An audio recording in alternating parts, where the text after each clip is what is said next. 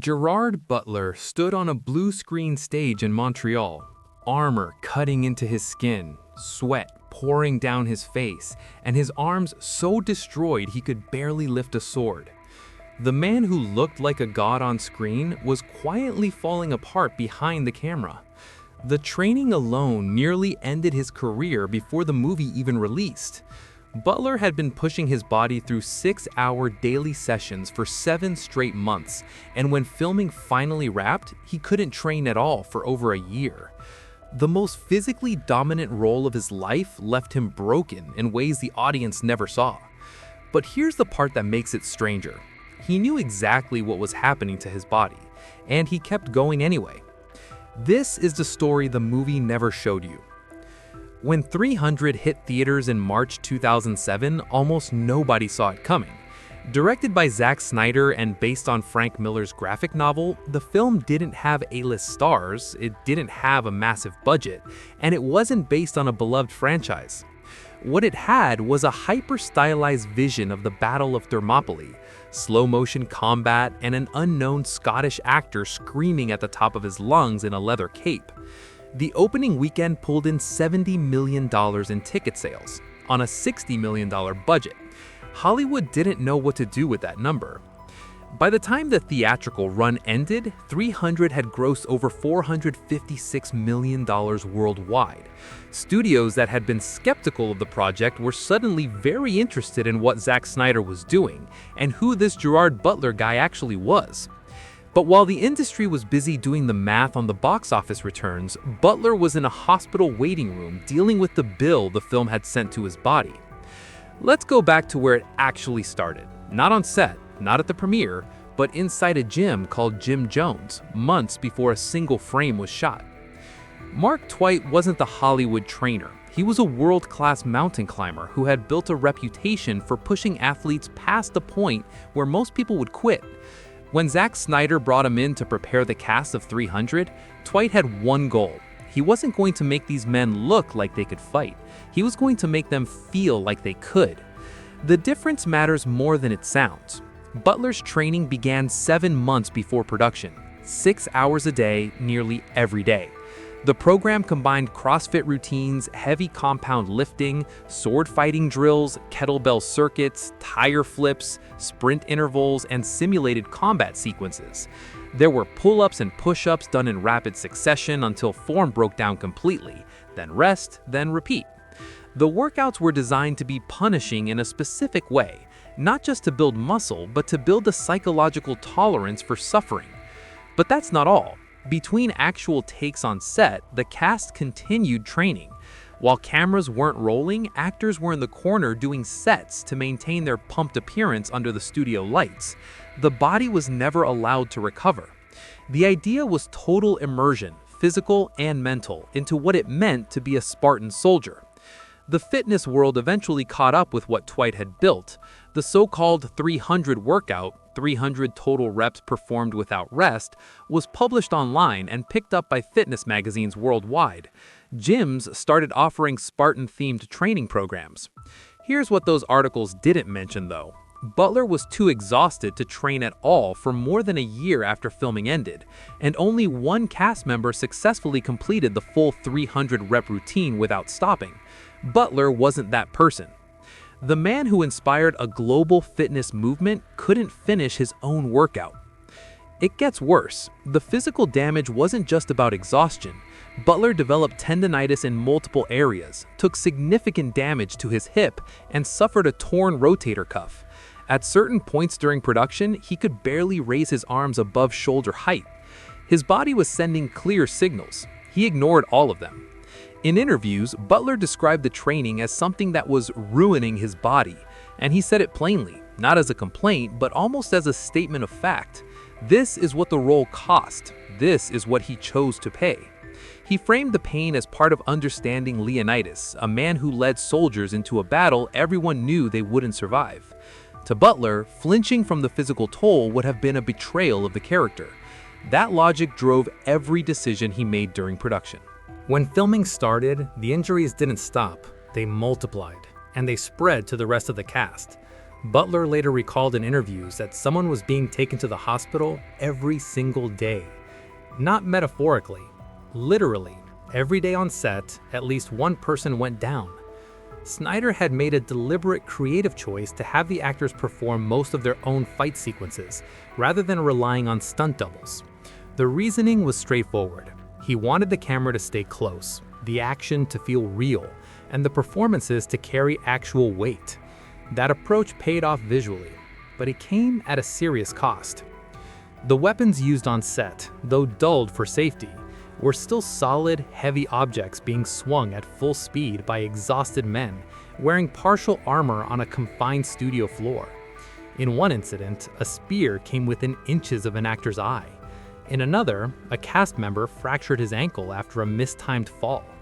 These weren't freak accidents. They were the predictable result of pushing non-stunt performers through high-impact choreography day after day.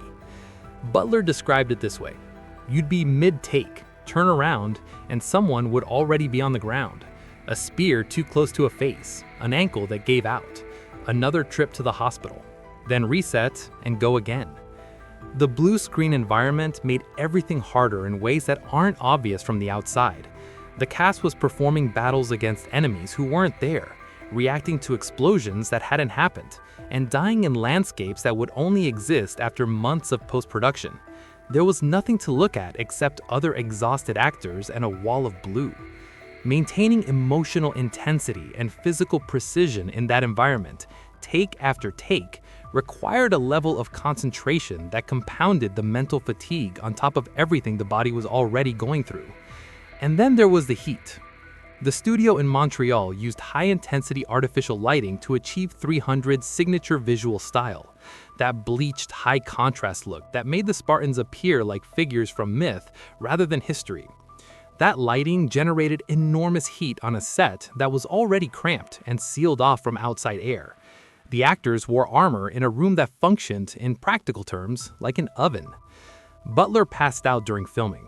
Dehydration, overexertion, heat, all of it combined until his body simply shut down mid-production. He recovered, returned to set, and kept working. But here's where Butler's preparation gets genuinely strange. Alongside the physical training, Butler had developed what he described as a meditative practice, specifically designed to help him access Leonidas' mindset.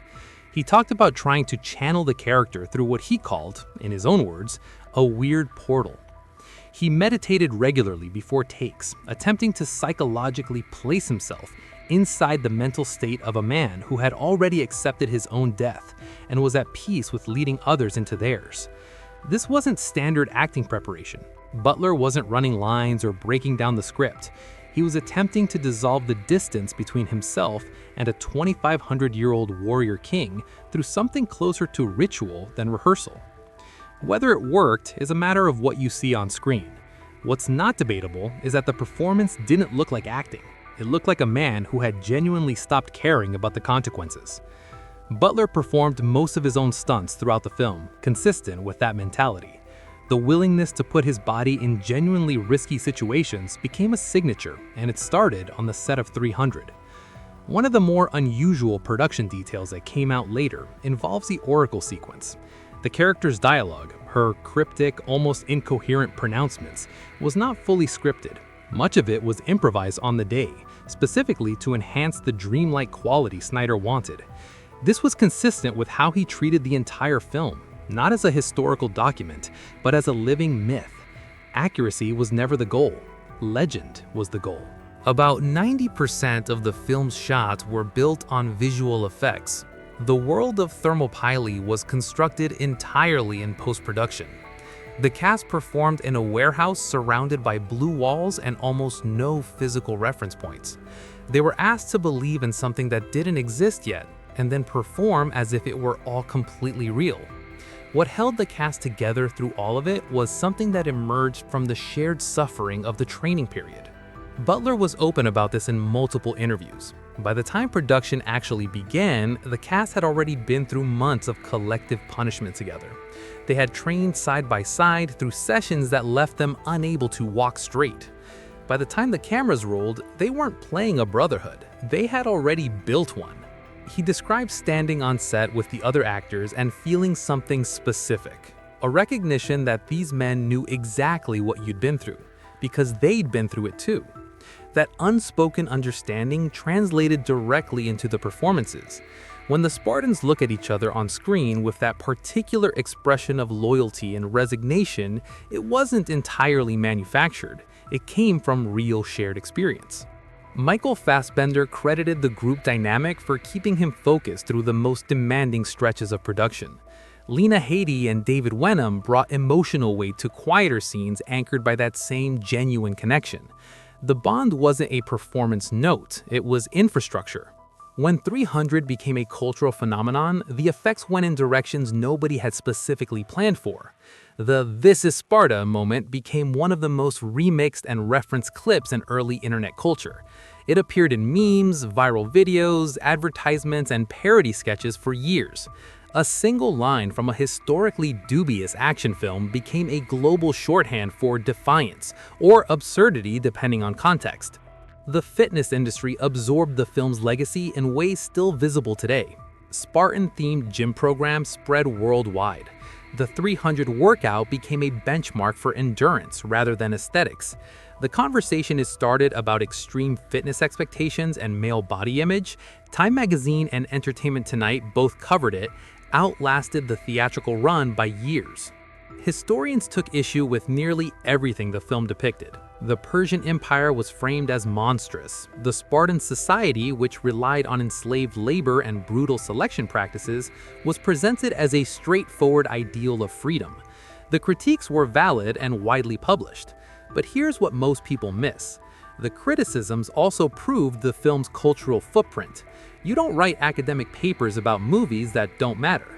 For Zack Snyder, 300 established him as a filmmaker capable of controlling a major visual style from concept to execution, opening doors to Watchmen, Man of Steel, and the DC Extended Universe. For Gerard Butler, the film did something more personal. Before 300, he had small roles and a few supporting parts, not a name that guaranteed a green light. After 300, he was. The Fallen franchise was built directly on the foundation of who Butler became through Leonidas. The action hero identity that carried him through 2 decades of studio films started in that Montreal warehouse with Mark Twight's routines and a torn rotator cuff Butler pretended wasn't happening. He also used the film's success to demonstrate range. P.S. I Love You, released the same year, cast him in a romantic drama that required a completely different register. Machine Gun Preacher and Greenland showed an actor interested in emotional complexity alongside the physical work. The action star image was one version of Butler, not the only version, and 300 gave him enough leverage to explore the others. But if you ask most people what they remember about Gerard Butler, they remember Leonidas. They remember the roar. They remember the scene at the well. They remember the sheer committed intensity of a man who looked like he had genuinely lost his mind in the best possible way. That wasn't an accident. That was 7 months of Jim Jones, a torn rotator cuff, daily hospital runs, passing out under studio lights, meditating through some kind of warrior portal, and refusing to stop when every reasonable signal said stop. The movie lasted 2 hours and 17 minutes. The preparation lasted most of a year. The recovery took longer than both. And somewhere in that math is the reason it worked. If 300 changed how you see what goes into a performance, drop that in the comments.